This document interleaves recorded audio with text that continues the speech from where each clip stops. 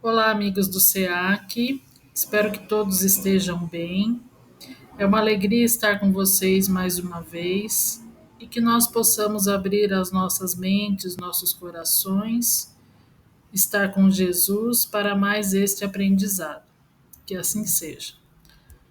Hoje nós vamos refletir sobre o tema: o que é a prece, necessidade e valor da prece e evangelho no lar, como fazê-lo. Então, o que é a prece? A prece é a ligação com Deus. É aquele sentimento, é aquele momento que nós paramos e ligamos a nossa mente, o nosso coração com o Pai, com o Criador, com a força universal que nós conhecemos e sabemos que tudo nele é possível. Então, quando nós precisamos nos ligar, fazer um pedido, fazer um agradecimento, nós fazemos uma prece. Também uma ligação com a equipe espiritual que nos acompanha, o nosso anjo de guarda, nós fazemos através da prece. E a principal prece que nós conhecemos foi a que Jesus nos ensinou no Sermão da Montanha, que é o Pai Nosso. Então, sempre que possível, sempre que necessário, que nós possamos usar este recurso tão enobrecedor, tão assim que sustenta a nossa alma, o nosso espírito, é a prece.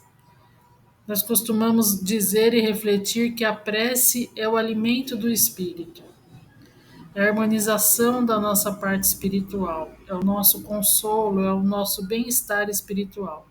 Então, que nós sempre possamos fazer o recurso da prece.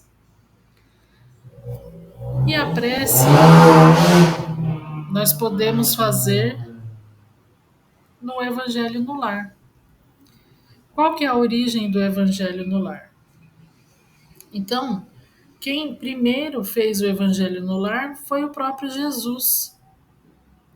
Evangelho vivo, dentro do lar das casas onde ele entrava e pregava.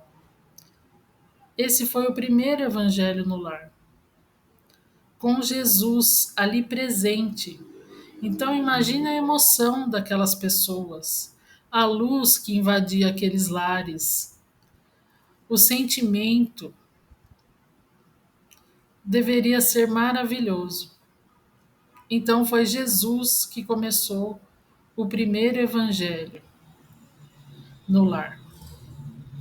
Nos nossos tempos, Allan Kardec ele publica um texto na Revista Espírita de 1864. E nesse texto ele fala sobre as preces superficiais, repetitivas e sem sentimentos. E aí ele recomenda o culto do Evangelho no lar, com essas diretrizes que nós vamos falar agora. Por que fazer o Evangelho no lar? Qual a real necessidade disso, dessa prática? É um momento para reunir a família, principalmente nesses tempos, né? Tão corridos, tão difíceis que nós estamos vivendo. Nós precisamos sim retomar a convivência familiar, o conviver com o outro, esse sentimento fraterno que deve estar em nosso lar. Então é um momento para reunir a família. Mas o evangelho pode ser feito sozinho também. Ou se a pessoa mora sozinha, ou se os demais membros da família não querem participar, não tem problema. Faça sozinho mesmo. É de muita valia. Outro objetivo, por que fazer o evangelho, é estudar os ensinamentos de Jesus. Estudar, porque geralmente nós abrimos o evangelho e só damos uma lidinha ali, né? Rapidinha. Não, vamos estudar, aprofundar-se nos textos. É muito esclarecedor, confortador, é muito importante. Outro objetivo também é a harmonização da convivência fraterna dentro e fora do lar. Então, ao começar a fazer o evangelho e vai passando o tempo, nós vamos percebendo que o lar entra numa harmonia. As pessoas que moram no lar também vão ficando mais calmas, mais tranquilas, se entendendo melhor. Então, é uma sustentação para o lar. E também uma proteção espiritual do lar. Eu sempre comparo essa proteção com a proteção física da casa que nós fazemos. Quando nós saímos para perto ou para longe para viajar, nós trancamos toda a casa. Trancamos as janelas, as portas. Quem tem mais recursos coloca câmera, coloca grade, coloca vários tipos de proteção. Nós nos preocupamos muito com a proteção física da casa, mas e a proteção do nosso lar? Proteção espiritual do lar. É feita com o evangelho. Quando nós não queremos espíritos que ainda não têm conhecimento, que ainda estão com uma vibração mais voltada para o mal, que eles não encontrem acesso ao nosso lar. Então, o evangelho no lar, ele faz toda essa proteção. É como se o nosso lar fosse envolvido numa cúpula protetora. É assim que muitos já viram os evangelhos que são feitos lar. Então, nós podemos ter essa certeza da proteção espiritual do lar. E todas essas benesses que o evangelho nos traz, então, como que nós devemos fazer este culto do evangelho no lar? Escolha um dia e horário da semana. Nesse dia e horário, reunir a família ou fazer sozinho. Desligar todos os aparelhos eletrônicos. E se houver visita no lar ou uma visita para chegar, vamos convidar a visita. Quem sabe essa pessoa gosta e também começa a fazer este evangelho na casa dela. Olha que bom. Pode colocar uma jarra com água, para a água ser fluidificada. Fazer uma prece de abertura simples, mas com sentimentos.